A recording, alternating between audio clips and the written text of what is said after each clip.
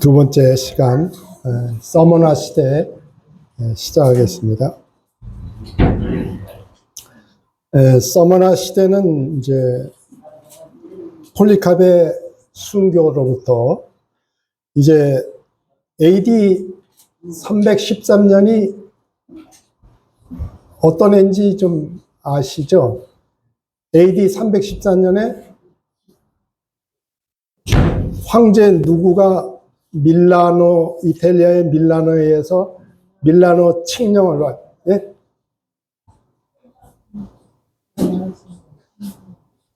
밀라노 칙령이 발표되면서 이제 탄압받던 기독교가 이제 탄압을 벗어나는데 그 전까지 312년까지 특별히 그 디오클레티안 황제가 약 10년에 걸쳐서 이 마지막 10년의 극심한 역사의 위례가 없는 그런 극심한 박해를 하게 됩니다.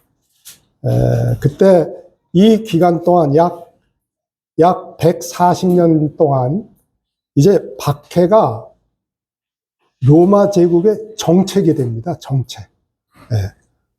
그리고 이 박해는 유대인들의 선동에 의해서 이루어졌고, 근데 성경은 증거하기를 이 150년에 걸친 박해의 배후에는 사탄이 있더라. 그러면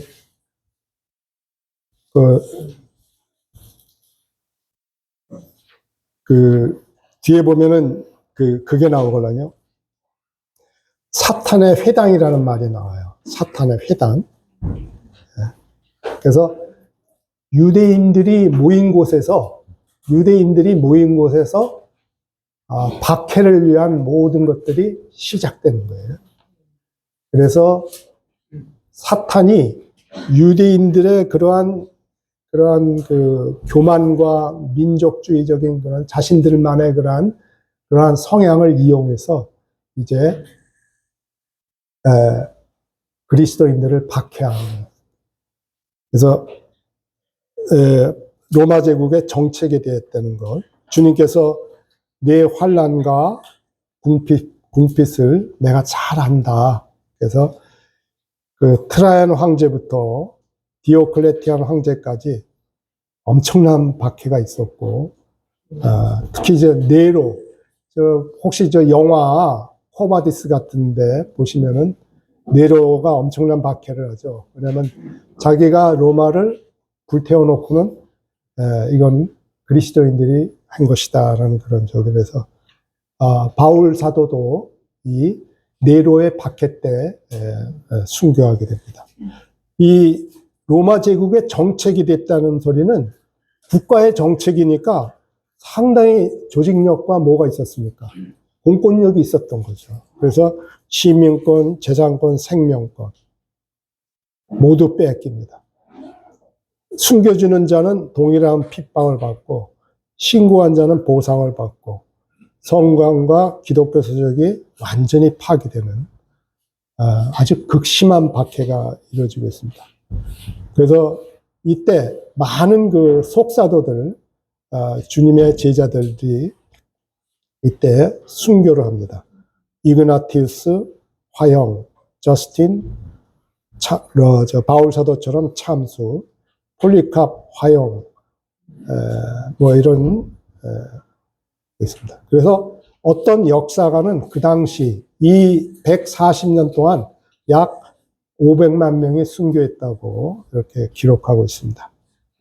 그래서 이 박해로 인해서 기독교 안에 약간 부정적인 영향이 옵니다. 뭐냐면 순교자들을 숭배합니다. 이런 것들이 이제 뭐냐면 캐톨릭에 계속해서 뿌리가 되죠. 남죠. 그러니까 그 박해자들이 온갖 그 끔찍한 고문에서 이기고 최종적으로 화형을 당할 때 이제 주변에 다 몰려든 사람들이 그들의 그 믿음, 그런 것들에 대해서 마음속으로 칭송할 수밖에 없죠. 그러면 그들이 화형당하고 난 그 밑에 뭐가 남습니까? 뼈라든지 무슨 유품, 타지 않은 유품들이 나오면은 그거를 이제 집에다 가져가서 그거를 보관하고 그거를 갖다가 굉장히 높이하고 이러는 것들이 그래서 순교가 높은 미덕으로 간주되고 순교자의 유물 숭배가 이렇게 시작되게 합니다. 이 아까 말씀드린 대로 디오클레티안이 약 10년 동안 끔찍한 박해를 저질렀는데 그 중에 303년에 디오클레티안 칙령을 발표해요. 그래서 이것이 이제 여기 읽어보시면 공적 예배 금지, 그래서 또는 많은 순교자들이 생기고, 하여튼 이때 끔찍한 박해가 일어납니다. 그랬을 때 이제 여인들은 순교자들의 옷가들에 입맞추기에 모여들고 그 흩어진 재나 묻히지 않은 뼈들을 몰래 가져가서 이런 걸 숭배하게 되고 이러한 일들이 이제 일어나게 됩니다. 근데 이 박해는 유대인들에 의해서, 그래서 9절 말씀 보면은 자칭 유대인이라는 자들의 비방도 알거니와 실상은 유대인이 아니요 사탄의 회당이다. 그래서 결국은 이 유대인들이 모인 그 회당이 뭐가 돼요? 그리스도를 대적하는 그런 중심지가 되는 거예요. 거기에서 음모가 일어나고 거기에서 신자들을 고소하고 만약 가령 주의 만찬을 저들은 살과 피를 먹는다, 잡아다가 살과 피를 먹는다, 이런 식으로 이러니까 이런 것들이 그리스도인들은 식인종, 미개한 자들 이러한 증오를 불러일으키고 그래서 고소하고 그래서 유대인 사탄의 회당이 돼요. 이 사탄의 회당이 돼요. 이것이 이제 서머나 시대 다음에 가면은 이 버가모 시대에는 교회가 사탄의 권자가 되고, 그리고 이제 두아디라 시대 가면 이제 중세 암흑 시대인 두아디라 시대에 가면은 사탄의 깊은 것들이라는 용어가 나와요. 그래서 이런 것들, 그러니까 하나님을 대적했던 것들, 그래서 유대인들을 이용해서 유대인들의 회당을 통해서 그리스도인들을 핍박했던 이 모든 것의 중심에는 누가 있었냐면 사탄과 마귀, 참소자 마귀가 있었던 거죠. 대적자 사탄이 있었다는 거죠. 그래서 그들이 이제 버가모 시대에 가면은 타락한 교회를 본거지를 삼아서 그래서 거기서 타락한 교회에 사탄의 권자가 들어서고, 그래서 타락한 교회, 로마 캐톨릭의 모든 교리나 실행에 사탄의 깊은 것들이 다 스며드는 것이, 이런 것들이 뒤에 이제 나오고 있습니다. 그래서 그러나 주님께서는 박해 기간을 제한하십니다. 너는 장차 받을 고난을 두려워 말라. 볼지어다 마귀가 장차 너희 가운데서 몇 사람을 옥에 던져 시험을 받게 하리니 너희가 10일 동안 환난을 받으리라. 그러니까 환난이 영원하지는 않다는 거죠. 그리고 네가 죽도록 충성하라. 이거 약간 이게 이제 일반 교회에서는 무슨 집사 안수식제 죽도록 충성하라 이런 저기를 쓰이는데, 그죠? 이게 신실한, 이게 원래 의미는 뭡니까? 죽을 때까지 신실하라. 설령 너가 죽음이 너한테 닥칠지라도 믿음을 잃지 말고 믿음을 끝까지 지키라, 이 말이죠. 이게 그 뜻입니다. 네가 죽도록 충성하라. 네가 죽을 때까지 신실하라. 믿음을 지켜라. 그리하면 내가 생명의 관을, 멸관을 너희에게 주리라. 그래서 주님께서는 이러한 박해가 끝없이 계속된다고 말씀하시지 아니하시고 또 이 생명의 관을 약속하셔서 그리스도께서 승리하신 그 승리에 참여할 수 있도록 이렇게 격려의 말씀을 주고 계십니다. 그러나 이제 박해로 인해서 아까 말씀드린 대로 교회의 어떤 실행이나 이런 데서 변화가 생깁니다. 그래서 2세기의 감독과 집사의 직무에 성경의 가르침과 다르게 변화가 일어납니다. 그래서 감독, 아까도 말씀드렸죠. 영지주의자와 박해 때문에 감독의 권한이 굉장히 커갔다. 그래서 3세기 중반, 그러니까 한 250년대에 가면은 드디어 성직자 계급이 나뉘기 시작하죠. 감독과 장로 사이의 차별이 완전히 차별짓는 것이 확립되고 부집사, 성구, 낭독자, 성가대, 문지기, 시종직 이런 것들이 막 생겨나고 그리고 이러한 것들에 대한 모든 직분은 임명권은 누구한테 있냐면 감독에게 있습니다. 성경에는 두 가지 직분만 있습니다. 장로와 집사입니다. 근데 장로와 집사에 대한 임명권은 누구한테 있습니까? 성령께서 누구를 통해서 임명하십니까? 성도들을 통해서 임명하십니다. 네. 그러니까 어떤 인도자가 이렇게 임명하는 것은 아까도 말씀드렸지만 성경적 직무에서 변화가 일어나는 거죠. 그러니까 성경을 벗어나기 시작하는 거죠. 네. 이것이 얼마나 심각한 것인지는 교부들조차도 그 당시에 매노라는 인도자들조차도 소홀히 했던 거죠. 그분들이요 굉장히 훌륭한 일을 많이 했습니다. 그분들 훌륭한 일을 많이 했지만 그러나 네. 그래서 그러니까 이런 것들을 통해서 감독이 직분의 임명권에 감독만 가지면 당연히 성직자 계급이 생기죠.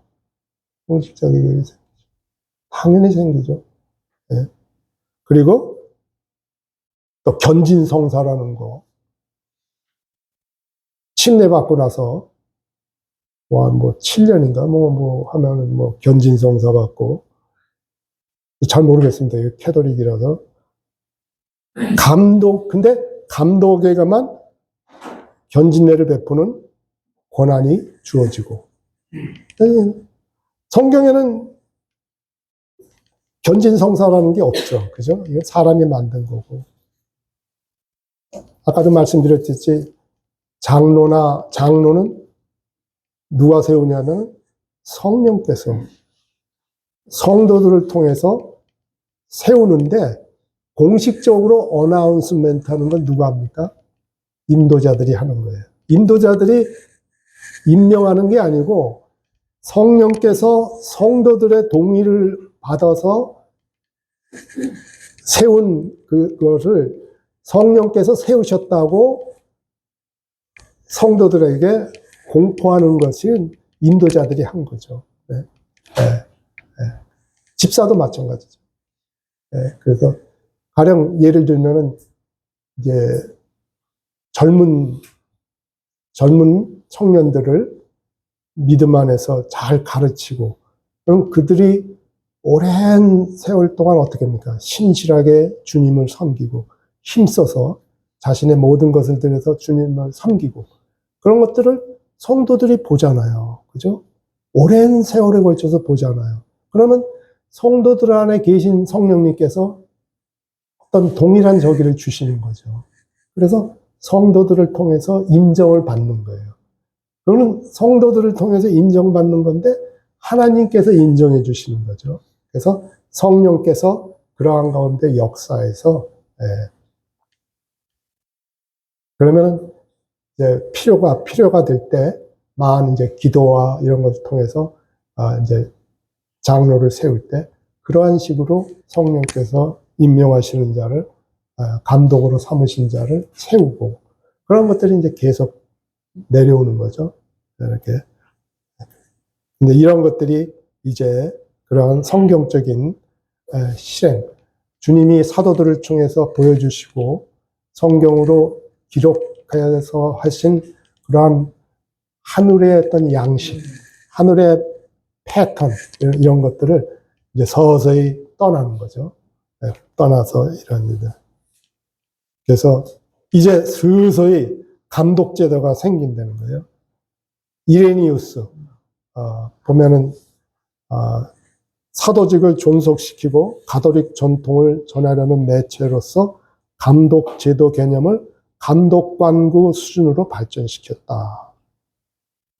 그래서 하여튼 이단에 대적해서 신앙의 보존자의 도울자로 사도적 계승을 강조했다. 오늘날 신부들이 어떻게 합니까? 신부들도 마찬가지고, 오늘날, 개신교에서 목사 안수도 마찬가지죠. 어떠한 소정의 절차, 학교를 졸업하고, 그죠? 거기서 졸업한 자들이 어느 정도 기간을 거친 다음에, 수습 기간을 거친 다음에, 이제, 이러한 목사나 또는 신부로 임명을 받을 때, 안수를 통해서, 이렇게 하는데, 여기 보면 감독, 관구 수준이라는 건 이제 서서히 뭐가 생긴다는 거예요? 계급이 생긴다는 거예요. 그러니까 어떤 지역교회 감독을 다스리는 감독이 이제 등장하는 거예요. 이러한 감독들 위에 더 높은 감독이 생기는 거죠. 오늘날 뭡니까? 캐톨릭에서 보면 주교 추기경 있고 하여튼 있지 않습니까? 그리고 개신교에서 보면은 총회장 당회장 이렇게 있지 않습니까? 그래서 지역교회 목사들을 이렇게 어떤 교단에서 이렇게 하고 그러는 것들이 다 캐톨릭에서 나와서 종교개혁 때 그것들이 종교개혁에서 개혁한 거는 딱 하나밖에 없습니다. 그죠? 두 개 정도. 아니, 하나는 믿음으로 말미암은 구원. 근데 그거는 성경대로 믿었던 그런 이단으로 몰렸던 사람들에게는 끊임없이 그거는 이어져 왔던 거예요. 그러나 이제 종교개혁을 보면은 대개 종교개혁이 주동자들이 누구냐면은 신부 출신들이 많습니다. 신부 출신들이. 네, 그들이 이제 그런 거죠. 로마 캐톨릭의 그런 거에서 이제 복음을 믿음으로 말미암은 행위가 아니라 믿음으로 말미암은 구원을 강조하고 또 하나는 말씀. 그러니까 이런 미사 같은 거 보면은 철저하게 그냥 단계가 있지 않습니까? 여러 가지 형식적인 절차를 밟고 막 거룩한 저기를 하는데 이거를 종교개혁을 통해서 그 설교를 많이 강화했죠. 설교를 굉장히 강화를 했죠. 설교를. 그러니까 그러다 보니까 만찬 같은 거를 어떻게 했습니까? 한 달에 한 번, 1년에 한두 번, 이런 식으로 축소하고. 사실 카톨릭이 굉장한 저기가 있습니다. 그 흉내 내는 거. 그러니까 초대교회 때 순수했던 저기를 너울 같은 거, 캐톨릭은 너울을 걔들 유지하고 있잖아요. 너울은 충분한 교회사적인 근거가 있고, 성경적인 근거가 있고, 이거를 어떻게 해석하느냐에 따라서 너울이 필요 없다고, 고린도서 11장 같은 데서는 여자의 긴 머리가 덮는 거다. 그렇게 해석을 한단 말이죠. 그러면 그렇게 해석하는 거죠. 그러면 그 이전에 초대교회에서부터 수많은 그런 교회사적인 근거에 보면 여자들은 거의 100% 너울 썼어요. 너울 썼어요. 충분한 근거가 있어요. 네, 그런 거예요. 그러니까 캐톨릭의 주의 만찬도 그걸 유지하잖아요. 그러다가 이제 나중에 뭡니까? 빵만. 포도주는 저기 일반 성도들 못 마시잖아요. 빵만 하고, 뭐, 그것도 이제 뭐, 저기가, 신부가 이렇게 주관하고, 그리고 이제 무엇보다도 화채설, 신부가 기도하자마자 이것이 주님의 피가 되고 살이 된다는 거예요. 그분들은 매주 주님을 죽여요. 매주 죽여요. 화채설이 그거예요. 화채설이 그거예요. 신부가 기도하면은 그 순간 뭐가 된대요? 진짜 살이 되고 피가 되는. 우리는 이 떡과잔, 빵과잔은 주님의 살과 피를 상징한다. 뭐 이런 식으로 하잖아요. 근데 그들은 그래서 무슨 거양성체라고 그래서 이렇게 들면은 다들 절하잖아요. 왜냐면 주님의 몸이잖아요. 거양성체인가 뭐 그런. 하여튼 자, 이 키프리안에 와서 조금 더 키프리안을 보면 나이가 이레니우스 다음 세대죠. 그죠? 나이를 보시면은 이레니우스가 죽을 때 키프리안이 태어나요. 그죠? 200년에서 256년이니까. 이 소리는 뭐냐면은 키프리안 때 와서는 이레니우스 때보다도 더 변화가 생기는 거예요. 그죠? 성직자 직분을 처음으로 공적으로 가리키는 거예요. 그리고 교회 밖에는 구원이 없다는 교회의 교리를 공식적으로 선포하는 거예요. 교회 밖에는 구원이 없다. 무시무시한 겁니다. 그러니까 교회가 이단이라고 몰아버리면 거기에는 구원이 없는 거예요. 그죠? 교회에서 출교당하면 지옥 가는 거랑 똑같은 거예요. 이게 그 소리잖아요. 교회에서 출교하면, 파문하면은 그건 지옥에 가는 거잖아요. 그러니까 중세에 카톨릭한테 파문당하는 걸 얼마나 무서워했어요. 그죠? 그리고 감독은 교회 안에 있고, 교회는 감독 안에 있다. 이거 그리스도를 감독으로 대체하잖아요. 그죠? 누구든지 감독과 같이 하지 않으면 그는 교회 안에 있는 것이 아니다. 키프리안이 이 정도 발언을 했습니다. 자, 그래서 이제 키프리안이 이러한 무시무시한 주장을 한 근거는 이 우주적 교회 개념이에요. 이 우주적 교회 개념. 예. 이 우주적 교회 개념이 뭐냐면은, 이게 이제 무천년설의 뭐가 돼요? 초석이 돼요. 이것이 아까 말씀드렸죠.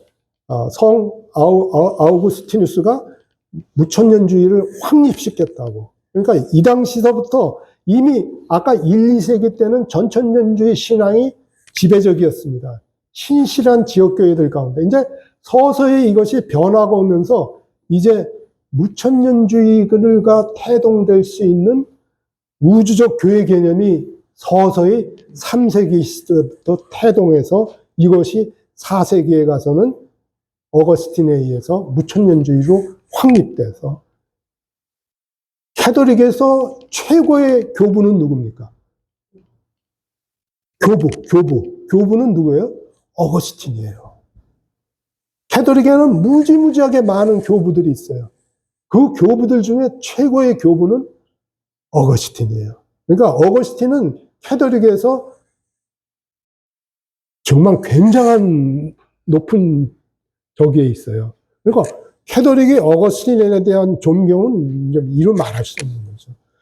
근데 어거스틴이 무천년주의를 확립시킨 저기가 어디서 태동되냐 하면은 우주적 교회 개념에서 뭐냐면은 이게 뭐냐면은요. 무천년주의자들이 주장하는 게 뭐냐면요. 무천년주의는 뭡니까? 전천년주의는 쉽게 말씀드리면은 교회 시대가 끝나고 주님이 재림하셔서 지상에 천년 왕국을, 그러니까 천년이라는 단어가 계시록 20장에 나와요. 계시록 20장의 천년이라는 단어에 대한 해석을 이것을 성경 전체적으로 문자적으로 해석할 때는 교회 시대가 끝나고 주님이 재림하셔서 어떻게 합니까? 악인들과 믿지 않는 불신자들을 심판하고 민족들을 심판한 다음에 이제 주님이 그 다윗의 보좌에 앉아서 1000년 동안 이 지상을 통치하는 천년왕국이 있어요. 그리고 나서 천년왕국이 끝나고 나서 최종적인 뭐가 있습니까? 최후의 심판이 열리고서 지옥으로 또는 영원한 세계로, 새하늘과 새 땅, 영원한 세계로 들어가요. 그러니까 교회 시대, 물론 7년 대환란이 있지만 교회 시대 크게, 교회 시대 주님의 재림, 천년왕국, 마지막 심판, 영원. 이게 전천년주의예요. 이거는 성경의 근거에 성경을 문자적으로 해석해서 한 거예요. 근데 무천년주의는 뭐냐면요. 간단해요. 교회 시대 다음에 재림을 해서 천년왕국이 있는 게 아니고 천년왕국은 영적인 거다. 실제적인 문자적인 천년왕국이 아니고 물질적인 천년왕국이 아니라 지상에 실제적으로 예수님이 나타나서 예루살렘에서 다윗의 보좌에 앉아서 1000년 동안 통치하는 그런 게 아니다. 이거는 계시록에서 말하는 천년이고 구약에서 말하는 구약에는 여러 군데에서 그러니까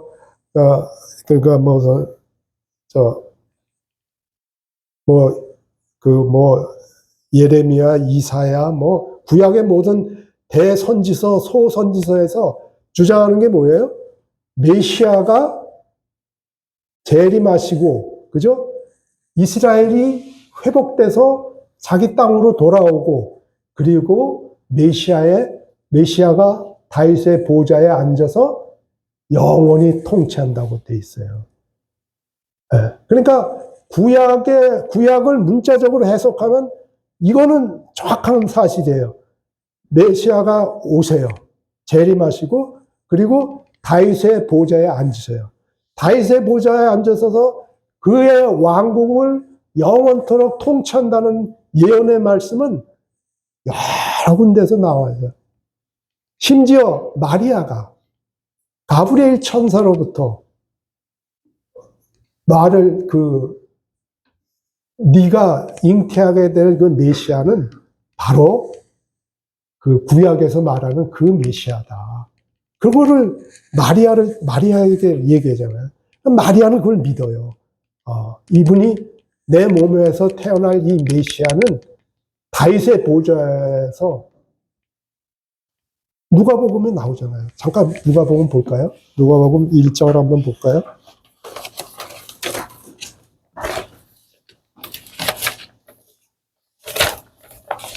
누가복음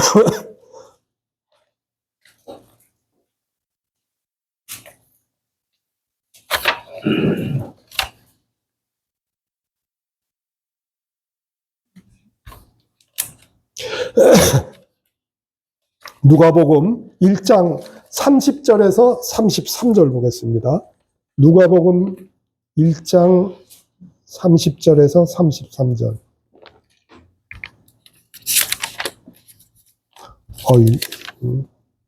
제가 요새 손이 떨려가지고 잘 못 썼습니다. 여기 보시면은 천사가 이르되 가브리엘 천사가 마리아야 무서워하지 말라. 네가 하나님께서 은혜를 입었느니라. 보라, 네가 잉태하여 아들을 낳으리니 그 이름은 예수. 그가 큰 자가 되고 지극히 높으신 이의 아들이라. 하나님의 아들이라 일컬어질 것이요. 주 하나님께서 그 조상 다윗의 왕위를 그에게 주시리니 영원히 야곱의 집을 왕으로 다스릴 것이며 그 나라가 무궁하리라. 이 한글 성경은 자꾸 나라라고 번역해서 혼란이 일어나는데요. 이 나라는 뭡니까? 왕국, 킹덤이에요. 킹덤을 나라라고 번역했어요. 또 어디 가면 칸츄리도 나라라고 번역을 해요. 혼란이 일어나죠. 하여튼 성경에서 하나님의 나라 하면은 하나님의 왕국입니다. 왕국. 그래서 구약의 모든 예언, 이 사무엘 하에서 다윗의 언약이 사무엘 하에서 다윗의 언약에서부터 출발해요. 메시아에 대한 여기 보면은 다윗의 언약 사무엘하 7장 12절 13절 보십시오. 제가 요거는 중요한 거기 때문에 사무엘하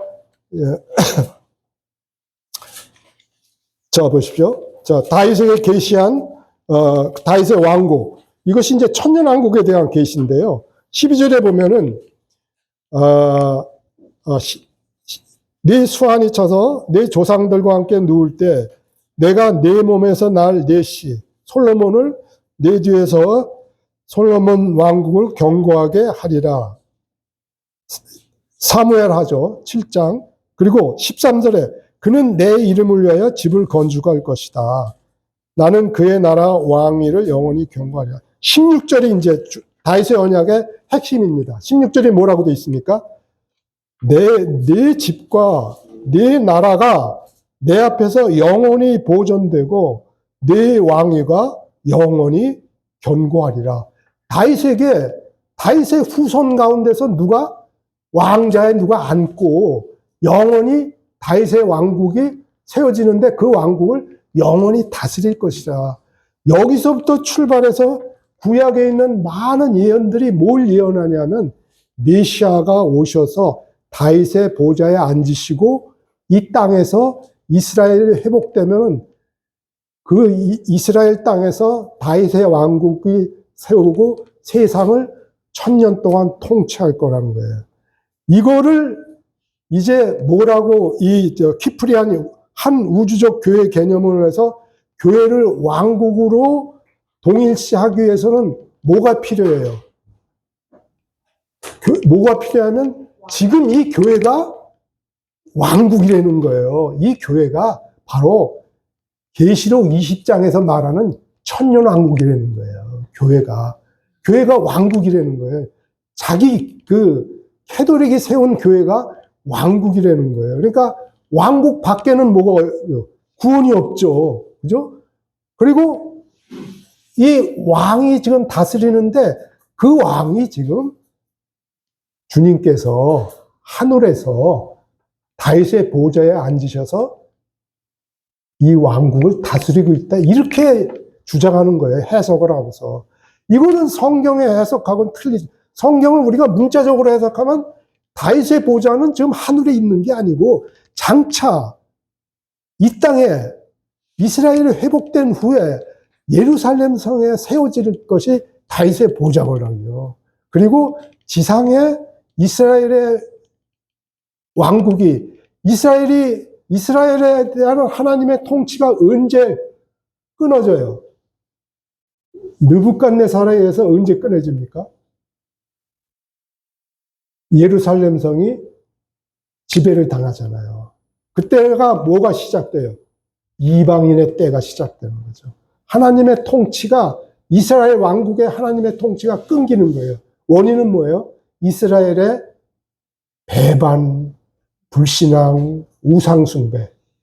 그 이방인의 때가 언제까지 끊겨요? 주님이 재림하실 때까지 이방인의 때가 계속되는 거예요.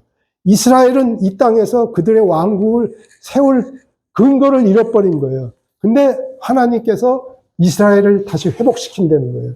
그게 호세아서 여러 곳에서 나와요. 너희들이 돌아와서 다윗의 무너진 보좌를 다시 세울 것이다. 예루살렘이 무너진 후에 이방인의 때가 시작되고서 다시 주님께서 재림하셔서 불신자들과 악인들을 멸망시키시고 다윗의 보좌에 앉으실 때까지, 그때까지, 그 때를, 근데 이게 우주적 교회 개념으로 해석을 하면은 이것은 영적인 거라는 거예요. 영적인 거예요. 그 물리적으로 1000년 동안 그런 통치는 천년왕국은 없다는 거예요. 지금 교회 시대가 천년왕국이고 우리 교회가 천년왕국이라는 거예요. 그러니까 우리 교회 밖에서는 구원이 없는 거예요. 그리고 이 왕국, 이 천년왕국의 저기가 예수님이 하늘에 있는 다윗의 보좌에 앉아서 통치하시고 그 예수님의 대리자가 누구라는 거예요? 교황이라는 거예요, 교황. 교황이 지금 다윗의 보좌에 앉아 계신 예수님을 대신해서 지상에서 통치하는 거예요.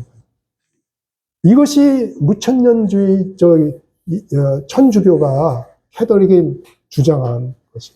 이러한 것들의 기반을 카르타고의 감독은 키프리안이 서서히 우주적인 하나의 교회. 우주적인 하나의 교회는 뭐냐면 지방에 있는 모든 지역교회들을 다스리는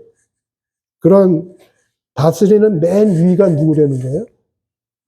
예수 그리스도의 대리자인 교황이고, 교황 밑에 대추기경, 그 밑에 무슨 추기경, 뭐 밑에 뭐해서 시골에 신부 이렇게 해서 이걸 뭐라 그래? 총체적으로 교단, 그죠? 교단이라는 거죠. 그래서 이것이 한 몸이 되는 거예요. 이 지상에 세워지는 이 교회는 한 몸인데 각자가 독립적인 게 아니고 거대한 몸이라는 한 몸을 구성하는 거다. 그렇기 때문에 그 각각의 몸을 구성하는 각각의 개개들은 머리의 통치를 받아야 된다. 왕국 안에는 한 왕만 있고 한 왕의 통치만 있고 하나의 가르침만 있고 이 가르침에 절대적으로 순종해야 되고, 그죠? 그런 획일적인 하나됨을 조성해서 계급을 만든 거예요. 계급을 만들었어요. 이것이 성직자 계급 제도가 확립되어 가는 그러한 것들을 보여주고 있는 거죠. 이런 것들이 로마 캐톨릭에서 이렇게 이제 여기서부터 출발해서 이런 3세기 때부터 이런 것들이 시작돼서 곧바로 4세기, 5세기, AD 313년 되면은 카타콤 지하 저기에 있던 교회가 지상으로 올라오면서 저 바벨론 쪽에서 있는 온갖 세상 종교와 어떻게 돼요? 혼합이 되어버리잖아요. 그것이 이제 두아디라 시대에 가면 다 나와요. 네, 그래서 그러한 시작이 바로 이 우주적 교회 개념이 시작되는 거예요. 이러한 기원들을 우리가 상고해 볼 때 많은 우리가 교훈을 얻을 수 있는. 그래서 키프리안은 이 하나의 참된 우주교회를 제안하여 성직자 계급제도를 반대하는 자들을 효과적으로 제거한 거예요. 왜? 이거는 그리스도를 거역하는 거잖아요. 머리이신 그리스도가 머리이시잖아요. 머리의 명령인데 이런 거를 거역하는 거는 거죠. 그래서 신약 성경과 사도들의 가르침을 따르던 그리스도인들은 이 개념을 거부하고 신약교회의 형태를 고수하죠. 그래서 제도권 교회들로부터 교회 분리자 또는 이단으로 불리는데 아까 1세기 때 몬타니우스, 그죠? 이단으로 몰렸죠. 이제 저기 서머나 시대 때는 이제 노바티안이라는 무리들이 이제 그런데 일단 그래서 죽은 자의 세례, 유아 세례가 도입되기 시작해요. 침례는 뭡니까? 하나님의 은혜의 통로라고 그래서 침례를 거듭남의 저기로 보는 거예요. 도구로 가리고.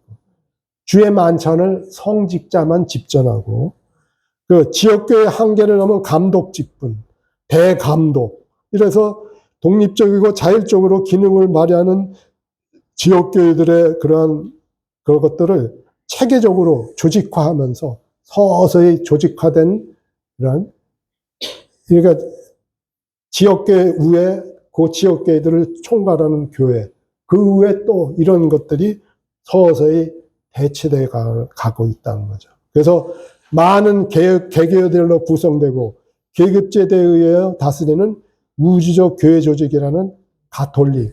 가톨릭의 영어로 뭡니까? 가톨릭의 영어의 뜻이 뭐예요? 우주적인. 유니버셜 이런 뜻입니다. 유니버셜. 캐톨릭의 유니버셜입니다. 유니버셜. 네.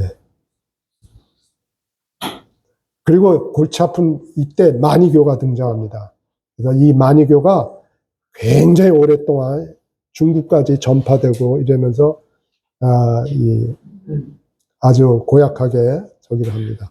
그래서 아까도 말씀드린 서머나 시대 때 이러한 기성교회들의 이러한 성경을 벗어나고 이러한 흐름에 대해서 노바티안, 몬타니스트를 잇는 분파 노바티안파가 등장하죠. 그래서 소아시아에서부터 출발해서 이런 것들이 이제 적이 되죠. 그래서 몬타니우스파가 모든 시자의 제사장 직분에 대해서 점점 성직자화되어 가는 것들을 대해서 저기했던 반면 노바티안은 이제 교회의 징계 문제로 인해서 출발하게 됩니다. 그래서 이제 이게 박해 시대 때 배교한 사람들이 다시 이제 박해가 끝나고 배교했잖아. 공식적으로 주님을 부인했던 자들이 박해가 두려워서 그런 사람들이 다시 이제 교회로 오니까 그것들을 그냥 수용할 것이냐 아니면 징계 절차를 받아서 다시 침례를 받고 왜냐면 배교를 했으니까 주님을 부인했으니까 다시 할 것이냐 이런 거에 대한 것들의 논쟁이 생긴 거죠. 그래서 노바티아는 그냥 받아들이면 안 된다. 그런 거를 이제 주장했죠. 네. 그래서 노바티아는 엄격한 규율을 견고했죠. 그래서 이제 로마 교회에 이분이 인도자였는데 이제 로마 교회 파비안 감독이 죽전 이제 공석이 생겨서 코르넬리우스하고 노바티안하고 이러한 이 대립이 생겼죠. 근데 그 배교자 처리 문제에 의해서 코르넬리우스는 상당히 이렇게 포용적이고 그거 다 받아들여. 뭐 배교한 거 상관없어.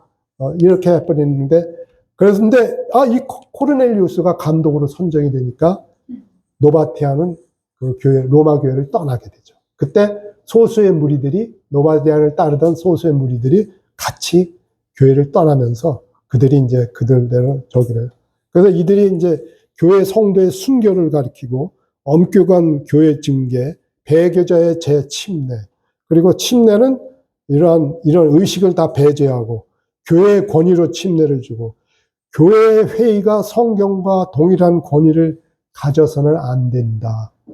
이거 굉장히 중요한 겁니다. 보면은 이제 나중에 저희가 정리해 보면 알지만 기독교의 역사는 성경에다가 자신들의 권위를 합쳐서 자신들을 교권화하는 무리들과 성경의 권위를 순수하게 지킨 무리들로 나눠지게 돼요. 결국은 그렇게 돼요. 그래서 이러한 가르침으로 인해서 제도권 교회들이 볼 때는 이거는 뭐예요? 이단이잖아요. 그죠? One Universal Catholic Church를 따르지 않는 자들이잖아요. 그러니까 당연히 어떻게 해요? 핍박하죠. 이단으로 몰려서. 그래서 이들이 참된 교회를 추구했고, 소아시아, 지금의 터키 지역이죠. 옛날에 그 터키 지역이요. 바울 사도가 3차례에 걸쳐서 터키 지역과 발칸반도 쪽으로 3차례에 걸쳐서 전도 여행을 했잖아요. 그죠? 오늘날 거기가 다 뭐가 됐습니까? 회교 국가가 됐어요. 회교 국가. 그 원인이 어디에 있는지 아십니까? 원인이 있습니다. 하여튼 이러한 소아시아에 이렇게 노바티안 같은 순수한 무리들이 그래서 이들은 굉장히 삶에서 순결했어요. 그래서 별명이 뭐냐면 카타리가 저기 청교도라는 뜻이 카타리예요. 퓨리탄 영어로 하면 퓨리탄 청교도 아주 생활이 순수하고 그리고 교회의 독립성을 주장했어요. 어떤 지역교회를 다스리는 지역교회, 이건 성경에 나오지 않는다. 성경에 안 나와요. 내일 한번 성경을 살펴볼 겁니다. 성경에 근거가 없어요. 그래서 모든 감독들의 권위와 존엄의 동등성. 그러니까 뭐 장로, 감독 중에서도 어떤 감독이 있고 그 밑에 또 감독이 있고 이런 건 성경에 없는 거죠. 네? 어떤 지역교회 장로들은 동일한 권위를 가져야 돼요. 어떤 한 사람의 어떤 인도자를 보필하는 그런 인도자들이 돼서는 안 되죠. 동일한 권위를 가지고. 왜? 주님은 머리에 하나됨이 있지만 우리는 연약함이 있기 때문에, 인간들에게는 연약함이 있기 때문에 복수장로 제도가 그래서 들어온 겁니다. 아니 장로들이 두세 분 계신데 한 분이 병 나면 어떻게 돼? 한 분밖에 안 생기잖아. 그러니까 복수장로가 있어야죠. 자, 복수장로는 2명을 얘기하는 게 아닙니다. 3명을 얘기하는 거예요.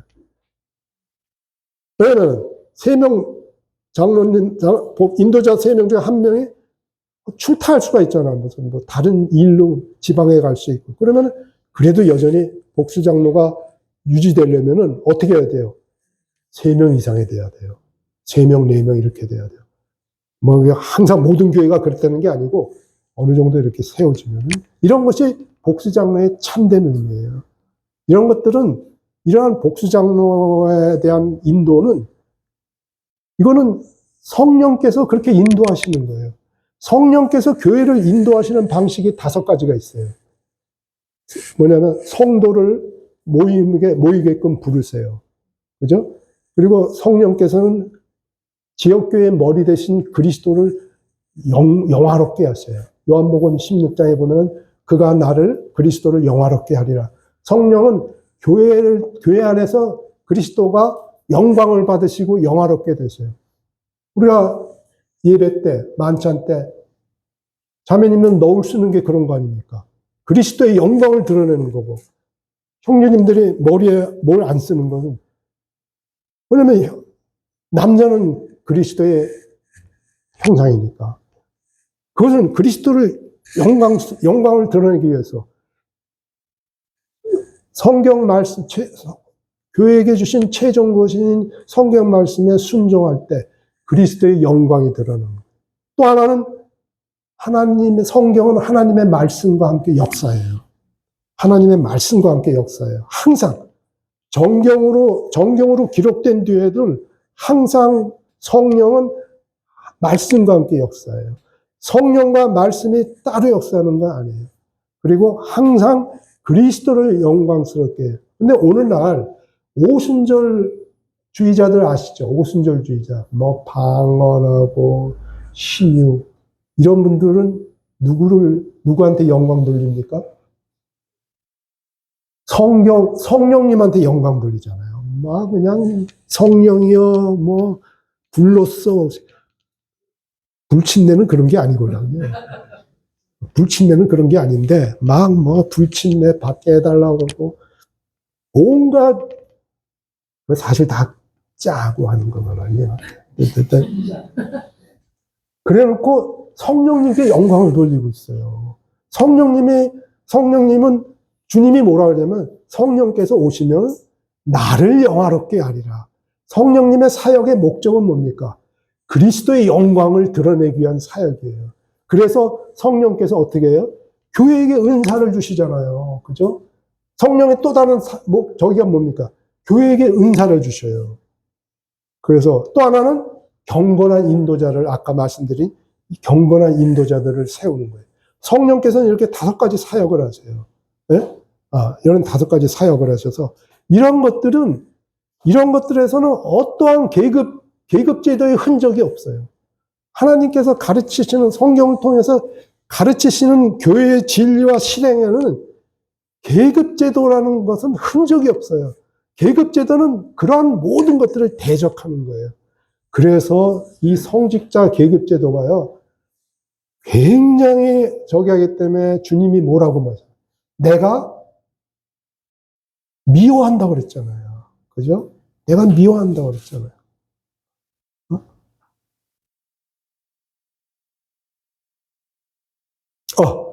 그래서 오늘 이 서머나 시대까지 내일은 이제 그 버가모 버가모 두아디라 하면서 무천년주의라든지, 지금 마태복음 13장에, 천국의 비유가 여러분들 엄청 지금 오해들을 하고 있습니다. 그런 것들에 대해서, 시간을 내서 교제를 하겠습니다. 이런 것들이 이런 잘못된 가르침에서 나온 거예요. 이게 무천년주의의 가르침이 엄청난 해악을 낳아요. 해악을 낳아가지고, 이런 것들이, 그런 것들은 이제 내일 또 교제를 하겠습니다. 오늘은 이것으로 교제를 마치겠습니다. 수고하셨습니다.